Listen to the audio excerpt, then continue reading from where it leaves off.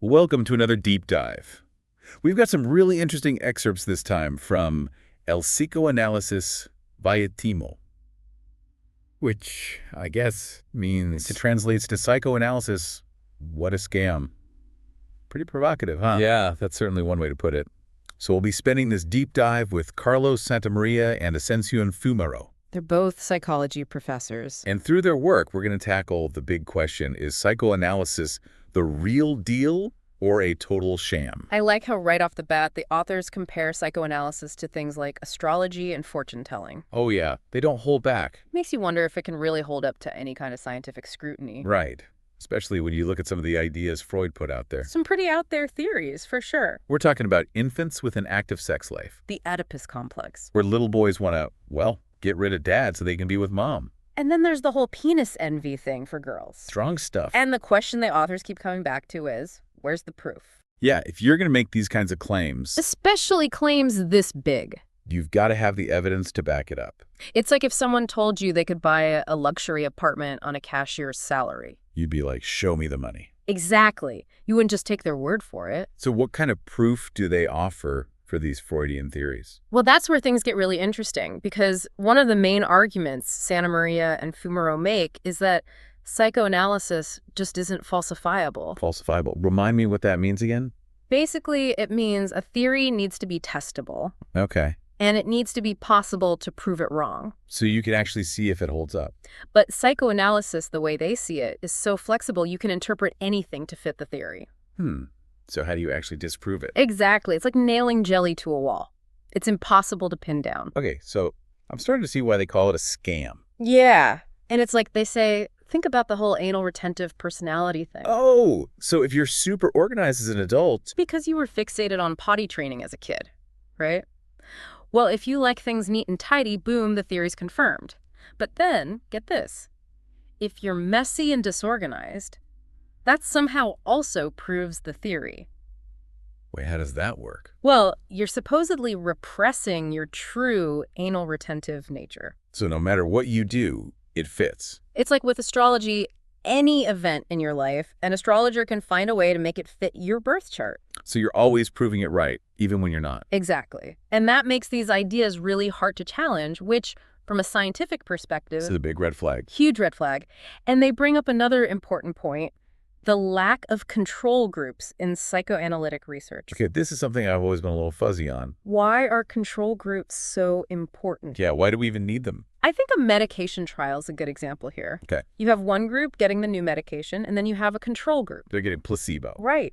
So you can compare the results and see if the medication is really working. And isolate the effect of the drug. Exactly. But psychoanalysis often just looks at individual cases without that comparison point. So how can you tell if any improvement is because of the therapy itself? That's the problem. It's like if you were baking a cake and just threw ingredients in randomly, You might end up with something edible. but you wouldn't know what actually made it work. So are they saying therapy is never helpful? Because I know people who swear by it, It's a good question, and the authors don't deny that some people might find it helpful. just to have someone to talk to. Right, even if it's not for the reasons psychoanalysts claim. Kind of like venting to a friend. They can be therapeutic in itself. But they're really pushing back against the idea that psychoanalysis is the only way to deal with mental illness, That it's the only way to get to the root of the problem. because it supposedly unearths all this deep-seated stuff from your childhood. Right. And they point out that even the studies that have tried to assess how effective psychoanalysis is, They're not exactly meeting the gold standard for research. not at all. And get this, they even mention that the American Psychological Association, which is, Not exactly anti-psychoanalysis. nope, even they haven't listed any psychoanalytic treatments as definitively efficacious. Meaning they actually work based on the research. Right, based on solid scientific studies. So the evidence is pretty shaky. Okay, so it's not looking so good for psychoanalysis. But it gets even more complicated because they also bring up this really disturbing case of little Hans. Who is little Hans? He was this little boy who had a phobia of horses. Okay. And Freud used this case to illustrate the Oedipus complex. So he said the phobia was all because of... Hidden sexual desires for his mother. Oh my gosh. But completely overlooked the fact that Hans had seen this horrific horse-drawn carriage accident. Right before developing the phobia. You'd think that might be a more likely cause, right? But it highlights this tendency in psychoanalysis. To always look for. Those deep, dark sexual motivations. Even when a simpler explanation is staring you in the face. And that kind of misinterpretation can have some serious consequences, especially for kids. Pretty scary when you think about it. It is. And the authors don't stop there. They also look at how psychoanalysis has been used to blame mothers for all sorts of problems in their children. Oh yeah, like that whole schizophrenogenic mother idea. That a mother's coldness causes schizophrenia. Or the refrigerator mother theory for autism. It's just heartbreaking to think about the harm those theories have caused. It's putting the blame on mothers when we now know it's not their fault at all. Right. And these are just more examples of how psychoanalysis has clung to these ideas. They're not only unscientific, but also really damaging. So how is it that psychoanalysis is still so popular? I mean, we've seen all these flaws. The authors suggest it's partly because it tells such a compelling story. It gives us this grand narrative. These profound-sounding explanations for our behavior, even if there's not much evidence to back them up. Like, why am I the way I am? Psychoanalysis says it's all because of your childhood. Right. It gives you this ready-made story. It's very appealing, even if it's not true. But the problem is, when we mistake a good story for actual science, we can miss those more accurate, more nuanced explanations. So we end up with this distorted view of ourselves. And the world around us. And that can lead to all sorts of problems. So we've got a lot to unpack here. We've only just scratched the surface of this. Intriguing. And sometimes disturbing. World of psychoanalysis. In the next part of our deep dive, we're going to delve even deeper into the complexities of psychoanalysis. And its lasting impact. Even though there's all this mounting evidence against it. So stay tuned. But for now, I want to know what's resonating with you. How's this making you think differently about psychoanalysis? Keep those thoughts brewing, and we'll see you next time. One of the things that really stood out to me from the excerpts was this whole idea of psychoanalysis as a process of uncovering hidden truths buried deep in our unconscious minds. Yeah, like those repressed memories. Especially the ones related to childhood trauma. That's something the authors spend a lot of time on. And they really challenge that assumption. That we bury these traumatic memories. It always seemed kind of counterintuitive to me. How so? Well, wouldn't those be the memories you'd want to remember most clearly? So you could avoid those situations in the future? Makes sense, right. I mean, from an evolutionary perspective. If you encounter a real danger, remembering it vividly would help you survive.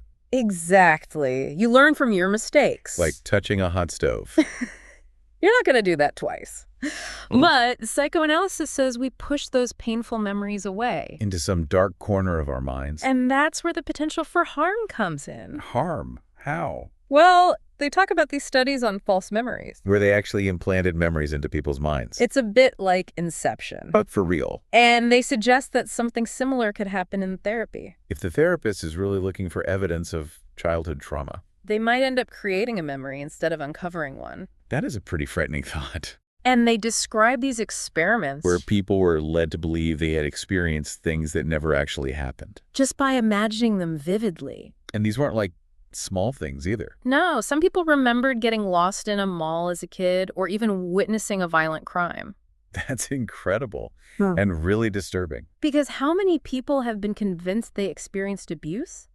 That never happened? Because a therapist was looking for it. It seems incredibly risky. And the authors don't just talk about theory, they bring up real cases where people have been wrongly accused of crimes. Based on these false memories. It really shows the danger of relying on subjective interpretations. And the need to back up memories with actual evidence. It's like that game of telephone we played as kids. Where the message gets totally distorted by the end. Exactly. Except in this case, we're not talking about silly whispers. We're talking about life-altering memories. And especially when you're dealing with something as sensitive as childhood trauma. That distortion can be devastating. It's not just bad science.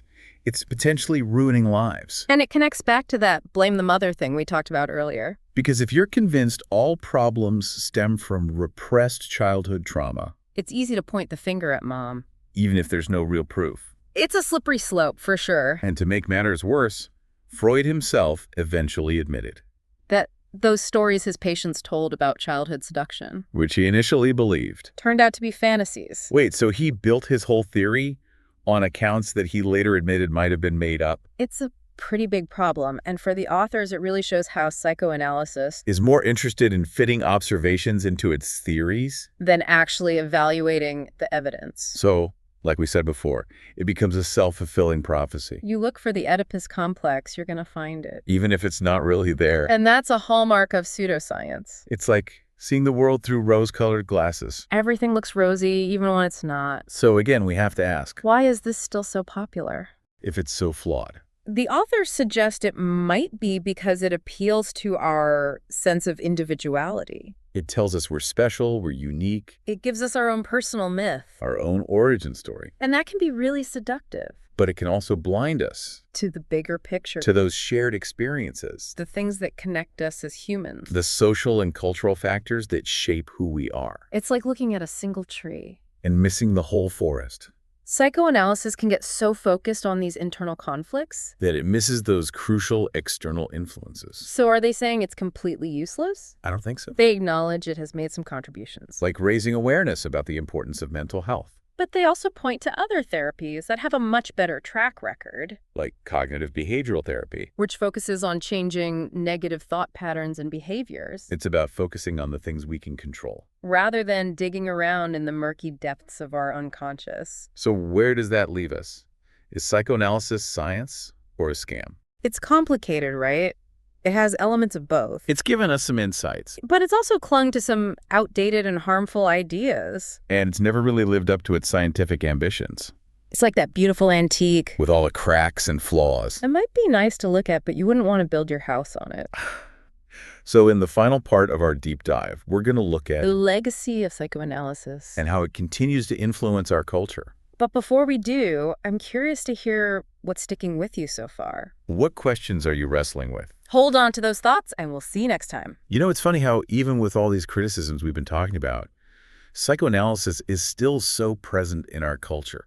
It's everywhere you look, like it's seeped into our collective unconscious or something. Right. I mean, terms like ego or repression, Or Freudian slip. we use them all the time without even thinking about where they come from. And the whole idea of therapy. Just talking to someone about your problem. That's got to be at least partly thanks to Freud, right? Absolutely. He really made that talking cure mainstream, and I'm sure it's helped a lot of people. For sure. But our authors are pretty adamant that we shouldn't confuse popularity with scientific validity. They even call psychoanalysis a myth that just won't die. No matter how much evidence piles up against it, Yeah, and they compare it to other belief systems like astrology or religion. because they all provide these big narratives that appeal to our need for meaning and purpose. It's like we all want to believe our lives aren't just random events. That there's some bigger pattern at play. Even if that pattern is rooted in, childhood trauma and unconscious desires. Right, it gives us a framework, even if it's built on shaky ground. But like we've been saying, when we mistake a good story for scientific truth, we can really miss the mark. And end up blaming ourselves or others for things that are totally out of our control. And they're especially critical of how psychoanalysis has pathologized normal behavior. Especially for women. Yeah, all that stuff about penis envy and hysteria. It's not just outdated, it's incredibly sexist. And it's been used to control and oppress women for centuries. And it all goes back to Freud's own biases. His belief that women were inherently inferior. Which is just baked into his theories. So even though psychoanalysis might have been groundbreaking in its day, It's definitely got some baggage. that we need to be mindful of. It's like any historical artifact, right? You can appreciate its significance without ignoring the problematic parts. And science is all about constantly learning and revising our understanding. So if we accept that psychoanalysis is, at its core, a myth, what does that mean for how we understand ourselves? Yeah, what kind of stories should we be telling about the human mind? That's the million-dollar question. But the authors suggest we need to move beyond those individual narratives And look at the bigger picture, to really take into account our biological and social nature like the role of genetics and brain chemistry. and how those interact with our environment and our experiences. It's not just nature versus nurture. It's both. And they're really excited about the advancements in neuroscience. Which is giving us this whole new understanding of the brain. It's like we're finally starting to see the nuts and bolts of how the mind works. Instead of just guessing at what's going on behind the curtain, And even though we might never have all the answers, this scientific approach feels a lot more promising. then clinging to old myths and outdated narratives. Sure. I think one of the biggest takeaways from this whole deep dive is the importance of critical thinking, Of always questioning assumptions. even when they're presented as science or tradition. Exactly. Being open to new ideas, but also maintaining a healthy skepticism. Especially when it comes to grand narratives that oversimplify things. The human mind is incredibly complex. And we're still just scratching the surface of understanding it. It's a journey, not a destination. Well said. Well, we've covered a lot of ground in this deep dive into psychoanalysis From its origins to its claims. and its lasting impact. And we hope it's given you a lot to ponder. As you continue to explore this fascinating and often controversial field. Keep those questions coming and keep learning. Thanks for joining us.